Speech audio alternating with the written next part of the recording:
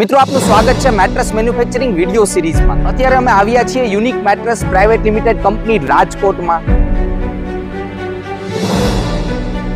આજે આપણે બનાવવાના છીએ હોટલ વાળું સ્પ્રિંગનું ગાદલું।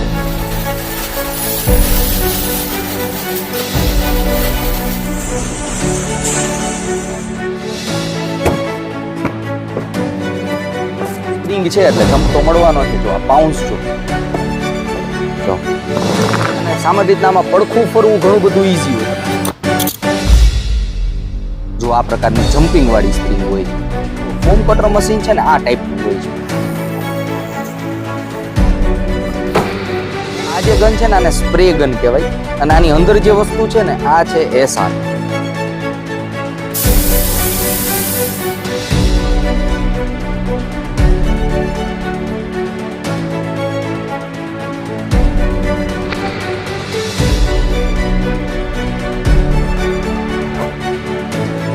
મિત્રો સ્પ્રિંગ મેટ્રેસનું મેન્યુફેક્ચરિંગ નોર્મલ ગાદલાની કમ્પેરિઝનમાં થોડું ડિફિકલ્ટ હોય છે અને આની અંદર જે સિલાઈ સાથે ફોમ યુઝ કરેલું છે આ ઓલમોસ્ટ 22 mm નું ફોમ છે। સાઈડનો જે પટ્ટો આવશે ને એની અંદર આપણે આ ટાઈપનું યુઝ કરવાના છે।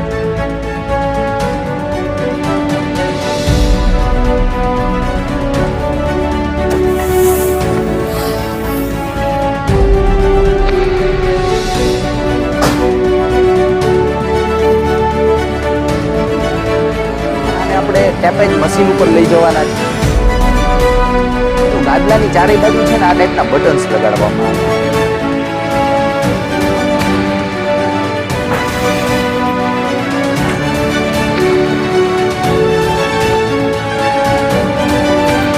છે ને મિત્રો જમ્પિંગ વાળો ફીલ છે। 7 વર્ષની ફૂલ રિપ્લેસમેન્ટ ગેરંટી આવે।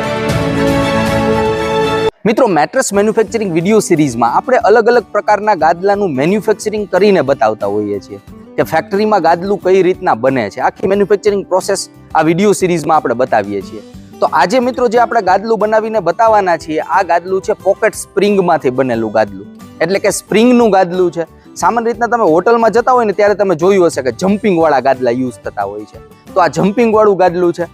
તો કઈ રીતના બને છે આખી પ્રોસેસ આપણે જોઈએ। પહેલા એનું આખું સ્ટ્રક્ચર જોઈ લઈએ કે આ ગાદલાની અંદર આપણે શું યુઝ કરવાના છીએ અને કેવું મટીરિયલ યુઝ કર્યું છે અને સ્પ્રિંગને પણ હું તમને આખું બ્રેક કરીને બતાવીશ કે કેવી સ્પ્રિંગ હોય છે। તો સૌથી પહેલા આનું સ્ટ્રક્ચર આપણે જોઈ લઈએ મિત્રો। આ છે પોકેટ સ્પ્રિંગ। હવે પોકેટ સ્પ્રિંગ છે ને બધી સેપરેટ હોય, જો એકબીજા સાથે કનેક્ટેડ નથી, બધી સેપરેટ છે, એકબીજાને કંઈ કનેક્શન નથી રહેવાનું। આ દેખાય છે તમને આખું લાઈન છે અને આ રીતના પાથરેલી છે। જો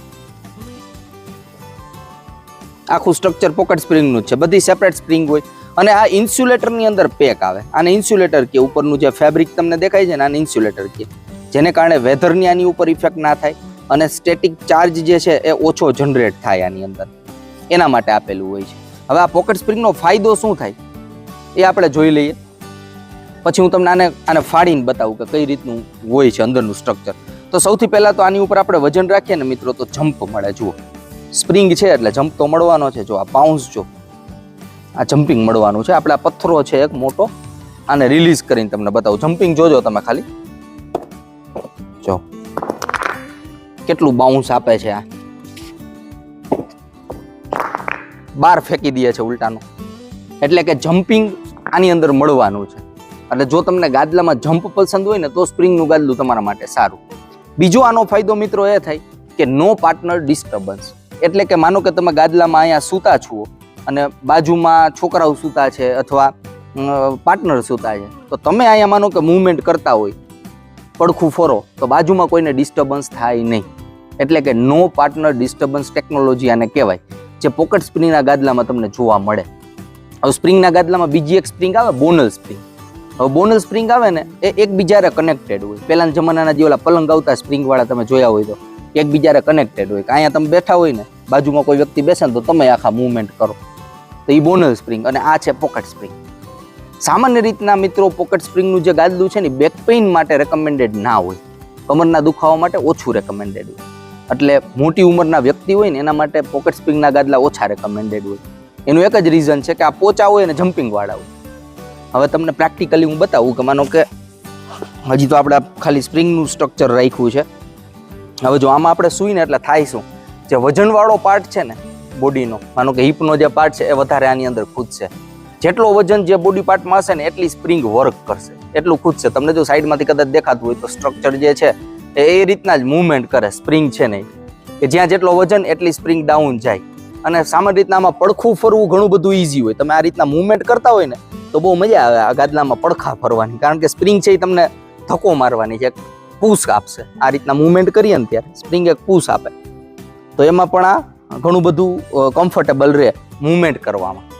સામાન્ય રીતના જે પોકેટ સ્પ્રિંગના ગાદલા છે એ લક્ઝરિયસ ગાદલા હોય, એટલે કે જેને જમ્પ પસંદ હોય, સોફ્ટનેસ પસંદ હોય, એ લોકો યુઝ વધારે કરતા હોય. છોકરાઓને વધારે પસંદ આવે, નાના બાળકોને. હવે આ ઉપર જે છે એને ફેલ્ટ કહેવાય. આ ટાઈપનો ફેલ્ટ હોય પોકેટ સ્પ્રિંગની ઉપર અને નીચે બે બાજુ ફેલ્ટ આપેલો હોય. આ હાર્ડ ફેલ્ટ છે, ઉપર નીચે યુઝ કરે. હવે આની ઉપર મિત્રો જે ફોમ આપણે યુઝ કરવાના છીએ એ ફોમ જોઈએ એ પહેલાં હું તમને સ્પ્રિંગ બ્રેક કરીને બતાવું કે આ સ્પ્રિંગ અંદરથી હોય કેવી. જો આપણે એક સ્ટ્રક્ચર રાખ્યું છે અને આપણે બ્રેક કરીએ કે અંદર સ્પ્રિંગ દેખાય કેવી, મટીરિયલ કેવું હોય.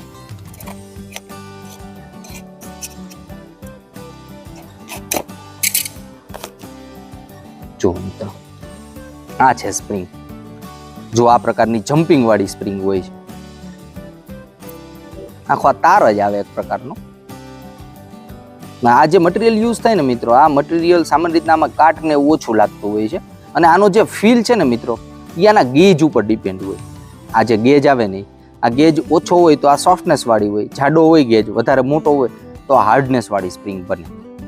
બાકી મટીરિયલ સેમ હોય. હવે આની થિકનેસ આપણે જોઈ લઈએ મિત્રો કે કેટલી થિકનેસ છે. સ્પ્રિંગની થિકનેસ જોઈએ તો 5 ઇંચ ઉપર એકાદ દોરો જેવું છે. હવે આ સ્પ્રિંગ અહીંયા તમે અંદર હતી ને ત્યારે 5 ઇંચ થતી હતી, છે 5 ઇંચ. હવે બહાર નીકળીને એટલે કેટલા ઇંચ થાય જોઈ લો. આ થશે ઓલમોસ્ટ 7 ઇંચની માથે થોડીક, એટલે એટલી આમાં પુશ કરેલી જ હોય સ્પ્રિંગ. તો આ હતું મિત્રો આખું પોકેટ સ્પ્રિંગનું સ્ટ્રક્ચર. અને પોકેટ સ્પ્રિંગ કેવી આવે એ વસ્તુ. હવે આપણે કઈ ટાઈપનું સ્ટ્રક્ચર છે એ જોઈ લઈએ. ગાદલામાં ઉપર અને નીચે મિત્રો આપણે HR ફોમ યુઝ કરવાના છીએ. અહીંયા HR ફોમ રાખેલું છે. જો આ ટાઈપનું સ્ટ્રક્ચર છે. ઉપર અને નીચે બંને બાજુ આપણે 1 ઇંચનું HR ફોમ યુઝ કરવાના છીએ. 1 ઇંચનું છે. અને ઉપર નીચે યુઝ કરવાનું કારણ એ છે કે આ ગાદલું તમે બંને બાજુ યુઝ કરી શકો, બંને બાજુ સેમ ફીલ તમને મળવાનો છે. તો આ HR ફોમ આ રીતનું હોય છે. જો નોર્મલ PU ફોમ આવે ને એના કરતાં થોડુંક જમ્પિંગ વાળું હોય. HR એટલે હાઈ રેઝિલિયન્સ ફોમ. તો આની ઉપર આ ચોટાડશે આપણે, ઉપર અને નીચે બંને બાજુ 1 ઇંચ. અને ખાસ ગાદલાની ફરતી કોર આપણે સાઈડ વોલ યુઝ કરવાના છીએ. હવે એ પણ ફોમની બનેલી હોય છે. એ સામાન્ય રીતના જે ખાલી ફોમના ગાદલા આવે ને એમાં તો આની કંઈ જરૂર નથી હોતી, પણ સ્પ્રિંગના ગાદલામાં જરૂર પડે. એનું રીઝન તમને કહું. હવે જો આ સાઈડ વોલ છે, હવે સાઈડ વોલ ફોમનો કટકો જ છે, એને આપણે સાઈડમાં ચોટાડશી આ રીતના. ગાદલાની ફરતી કોર દિવાલ બનાવશી આ ફોમની. આનો ફાયદો શું થશે? હવે નોર્મલી તમે ગાદલામાં માનો કે પોકેટ સ્પ્રિંગમાં સૂતા હોય અને જો આપણે સાઈડમાં સૂઈએ ગાદલાની એજ ઉપર, તો થાય શું ખબર? આ રીતના તમે નીચે પડી જવાની શક્યતા રહે. જુઓ તમે આટલા બેન્ડ થઈ જાવ અને સાઈડની જે સ્પ્રિંગ છે એ પણ ડેમેજ થાય. પરંતુ જો સાઈડ વોલ નાખેલી હોય ને ગાદલામાં આ રીતના, માનો કે આ સાઈડ વોલ ફિક્સ થઈ ગઈ છે, તો હવે તમે ગાદલાની એજ ઉપર સૂતા હોય ને તો પડી ના જાવ અથવા ગાદલું ડેમેજ ના થાય એટલું. આ એજ છે ને એ સેમ રહી. એટલે ગાદલાની ફરતી core side wall technology use કરેલી છે. એટલે આપણે આ ફોમનો જે કટકો છે એને ફરતી કોર ચોંટાડવાના છીએ. સામાન્ય રીતના સ્પ્રિંગના ગાદલામાં સાઈડ વોલ તરીકે ફોમનો યુઝ થતો હોય, પણ ઘણી બધી કંપનીઓ વાયરનો પણ યુઝ કરતી હોય. વાયર એટલે કે આ જે સ્પ્રિંગનું તમને બતાવ્યું હતું ને એ જ વસ્તુ, પણ જાડો તાર હોય, એની આખી ફ્રેમ બનાવેલી હોય ફરતી કોર. એમાં સાઈડ વોલ ના હોય. આ ઘણા બધા હોટલ ગાદલામાં તમે જોયું હશે. તો આ તો મિત્રો સ્પ્રિંગના ગાદલાનું ફોમ સ્ટ્રક્ચર. હવે સેકન્ડ પ્રોસિજર આવશે. આપણે ફોમને કટ કરીને તમને બતાવીએ કે ફોમ ફેક્ટરીમાં કઈ રીતના કટ થતું હોય, કટર મશીન કેવું હોય. ત્યારબાદ આ જેટલા પણ આપણે ફોમના સ્ટ્રક્ચરને સ્પ્રિંગના સ્ટ્રક્ચર સાઈડ વોલ જોઈ એને આપણે પેસ્ટિંગ કરીએ અને એની ઉપર ફેબ્રિકને લગાવશે. આપણે આગળ જોઈ મિત્રો આ ફોમ કટર મશીન છે. જુઓ ફોમ કટર મશીન છે ને આ ટાઈપનું હોય છે. એક જ મિનિટ, અહીંયા તમને બ્લેડ દેખાશે. જો આ બ્લેડ છે આગળનું છે ને, આ ઇલેક્ટ્રિસિટીથી ચાલતું હોય છે. હમણાં તમને પ્રેક્ટિકલ બતાવીએ કઈ રીતના કટ થાય. સાયલેન્ટ મશીન હોય અને સામાન્ય રીતના જે ચાકુથી કાપતા હોય, આરીથી કાપતા હોય ને, જે તણીથી કે એમ ફોમને કાપતા હોય ઘણીવાર, પણ એમાં એટલું ફિનિશિંગ ના આવે. આમાં પ્રોપર ફિનિશિંગ આવે. તો આપણે પ્રેક્ટિકલ કટ કરીને બતાવીએ. ચાલુ કરો જીને.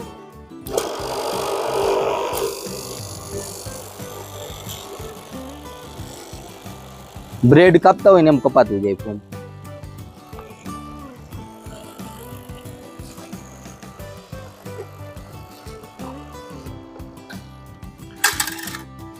જો મિત્રો, આ ફોમની સીટ કટ થઈ ગઈ છે. આનું ફિનિશિંગ જુઓ તમે ખાલી. અહીંયા તમને રાખીને બતાવું.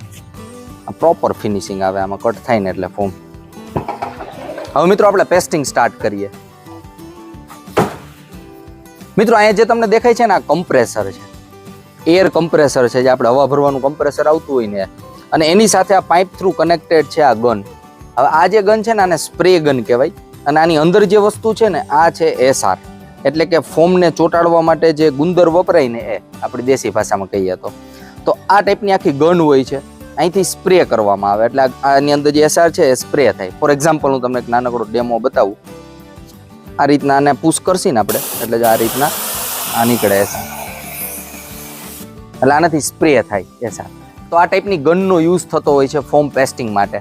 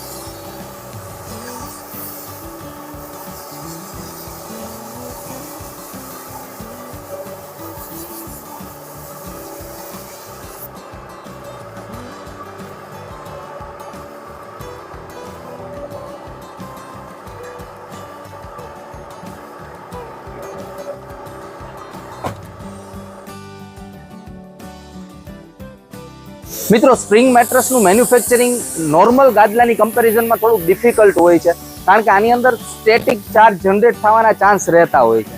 સ્ટેટિક ચાર્જ એટલે શું, તમને નોર્મલી કહું ને તો શિયાળામાં કેમ આપણે સ્વેટર પહેર્યું હોય અથવા બ્લેન્કેટ ઓઢતા હોય તો મૂવમેન્ટ કરીએ ઓલા તિખારા થાય, તો એ સ્ટેટિક ચાર્જ થવાના ચાન્સીસ સ્પ્રિંગના ગાદલામાં વધારે રહેતા હોય નોર્મલ ગાદલાની કમ્પેરિઝનમાં.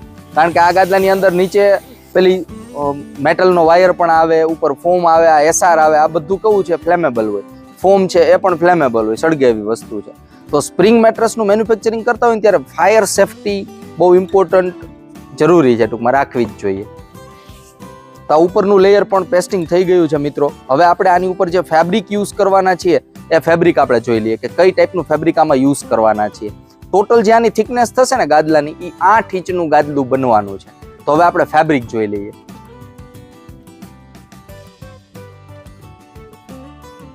મિત્રો આ ગાદલામાં જે આપણે કવર યુઝ કરવાના છીએ આ પ્રીમિયમ નીટેડ ફેબ્રિક યુઝ કરવાના છીએ. જુઓ આ પ્રકારનું આખું ફેબ્રિક છે, લુકમાં એટ્રેક્ટિવ છે, સાથે સાથે જુઓ આ સ્ટ્રેચેબલ પણ હોય છે અને બ્રીથેબલ હોય, એટલે કે એર સર્ક્યુલેશન સારી રીતના થાય.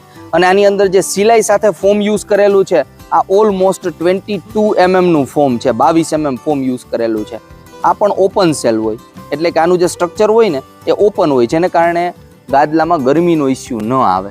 અને આમ પણ મિત્રો જોઈએ ને તો પોકેટ સ્પ્રિંગના ગાદલામાં ગરમીનો ઇસ્યુ આવવાના ચાન્સીસ બહુ ઓછા રહેતા હોય છે, કારણ કે સ્પ્રિંગની અંદર નીચે એર ગેપ એટલા બને, તમે મૂવમેન્ટ કરો ત્યારે પણ એર છે આરામથી પાસ થાય, તો ગરમી રિલેટેડ ઇસ્યુઝ આવવાના ચાન્સીસ આ ગાદલામાં રહેવાના નથી. મિત્રો ગાદલામાં સાઈડ બોર્ડર તરીકે, એટલે કે સાઈડનો જે પટ્ટો આવશે ને એની અંદર આપણે આ ટાઈપનું યુઝ કરવાના છીએ. જુઓ આ ફેબ્રિક ફાઈબર પોલીફિલ વાળું ફેબ્રિક આવે છે, એટલે આ સાઈડનો આખો લુક આપવાનું છે. આ જે ફેબ્રિક છે સામાન્ય રીતના આ ટાઈપનો જે સાઈડ બેલ્ટ હોય છે ગાદલાના લુક માટે યુઝ કરવામાં આવે છે. અને મિત્રો આપણે ગાદલાના બેઝમાં જે યુઝ કરવાના છીએ સેમ ફેબ્રિક સેમ છે, પરંતુ ક્વિલ્ટની અંદર જે ફોમ યુઝ કરેલું છે એ પાતળું ફોમ યુઝ કરેલું છે, એટલે એક બાજુનો જે ફીલ છે ને એ થોડોક તમને ફોર્મ મળે, થોડોક હાર્ડનેસ વાળો મળે એઝ કમ્પેર ટુ જે ઉપરની સાઈડ છે. સામાન્ય રીતના આ ગાદલું તમે બંને બાજુ યુઝ કરી શકવાના છો.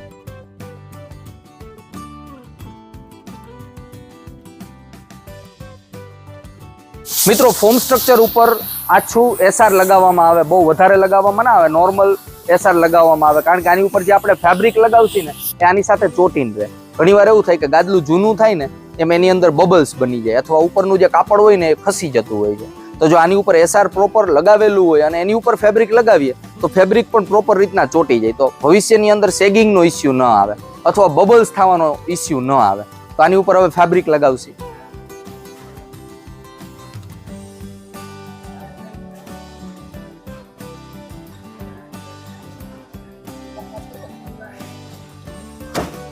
મિત્રો ગાદલાનું જે ફોર્મ છે ને એની ઉપર પણ ગાદલાની સાઇઝ, ગાદલાની મેન્યુફેક્ચરિંગ ડેટ આ બધું લખવામાં આવે છે. સાથે સાથે ગેરંટી, આ ગાદલામાં 7 વર્ષની ફૂલ રિપ્લેસમેન્ટ ગેરંટી આવે છે, તો એ પણ લખાઈને આવે છે.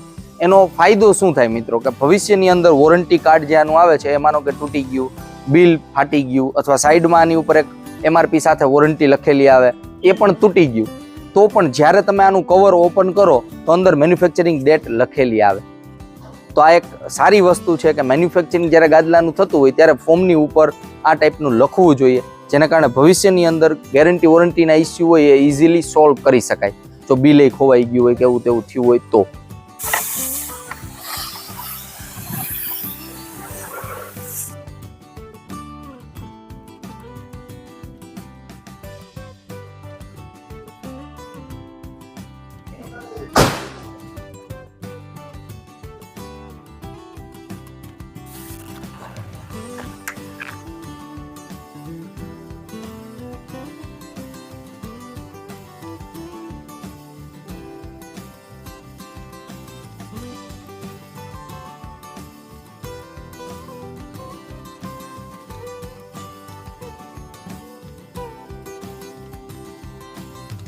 મિત્રો ફોમ અને ફેબ્રિક બંનેનું પ્રોપર પેસ્ટિંગ થઈ ગયું છે. હવે આને આપણે ટેપેજ મશીન ઉપર લઈ જવાના છીએ, જ્યાં ગાદલાની ફરતી કોર બોર્ડર લાગવાની છે, તો આપણે ત્યાં લઈ જઈએ.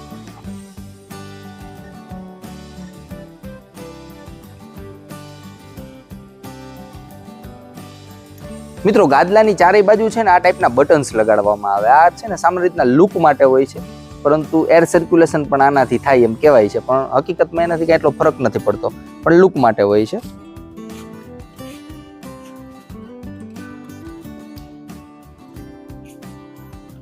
આ ગાદલું સારું લાગે, સાઈડમાં આવા બટન્સ હોય.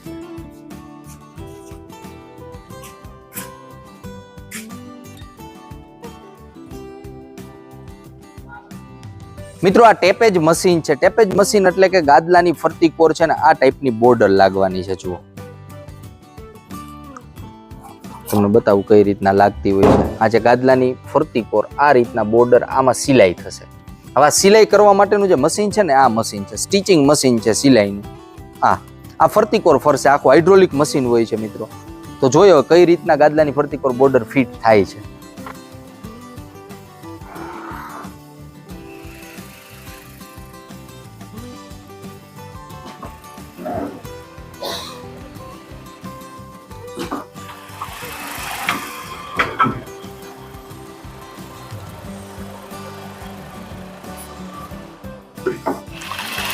મિત્રો આ બોર્ડરનું ફિનિશિંગ જુઓ તમે, પ્રોપર ફિનિશિંગ લાગે છે અને લુકમાં પણ ઘણી બધી એટ્રેક્ટિવ બોર્ડર લાગે છે.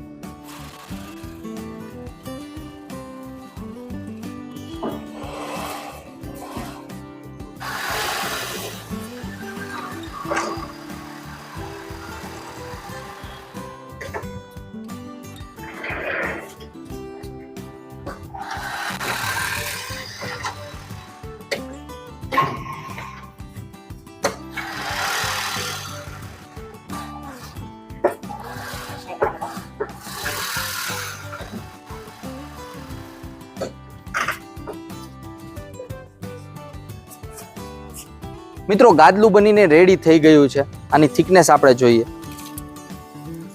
બોર્ડર સાથે આપણે થિકનેસ માપીએ ને તો 8.5 ઇંચ જેવી થાય છે. આનો જે ફીલ છે ને મિત્રો બાઉન્સ બેક વાળો થવાનો છે. તો આની ઉપર આપણે સૂઈને ચેક કરીએ. મિત્રો સૌથી પહેલા ગાદલાનો ફીલ જોઈ લઈએ. આનો ફીલ છે ને મિત્રો જમ્પિંગ વાળો ફીલ છે. જુઓ બાઉન્સ બેક છે ગાદલામાં.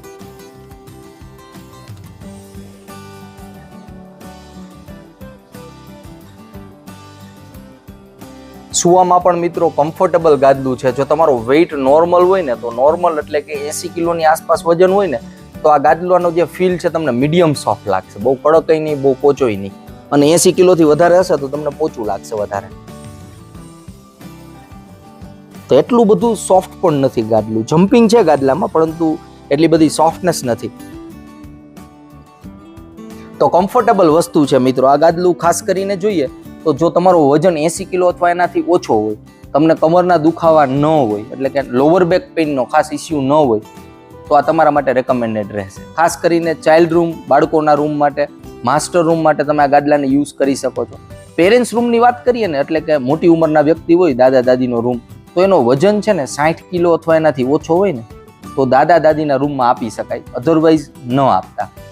કારણ કે મોટી ઉંમરે બેક પેઇન થવાના ચાન્સીસ વધી જતા હોય છે. તો ખાસ કરીને યંગસ્ટર માટે આ ગાદલું હું વધારે રેકમેન્ડ કરીશ. બેસ્ટ વસ્તુ છે.